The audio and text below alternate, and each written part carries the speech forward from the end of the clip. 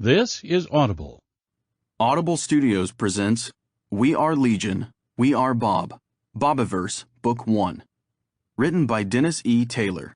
Performed by Ray Porter. Part 1. 1. Bob version 1.0. So, you'll cut my head off. I raised an eyebrow at the sales critter. I was baiting him. I knew it, he knew it, I knew he knew it. He grinned at me, happy to go along with the routine as long as me and my wallet continued to pay attention. Mr. Johansson. It's Bob, please, you're not talking to my father. The Cryo Eterna sales rep, the name tag identified him as Kevin, nodded and gestured toward the big placard which displayed the cryonics process in ghoulish detail. I took a moment to note his Armani suit and $100 haircut. It appeared there was money in cryonics. Bob, there's no point in freezing the entire body. Remember, the idea is to wait for advancements in medicine to be able to cure whatever killed you.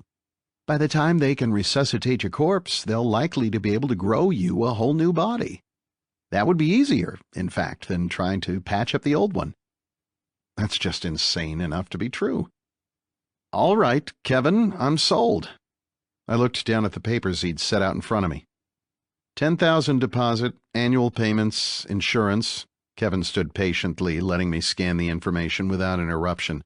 I might be drunk with my newfound wealth, but almost a decade as an engineer and a business owner wouldn't let me do anything without checking all the documentation. Finally, I was satisfied. I signed the paperwork, wrote a check, and shook hands with Kevin.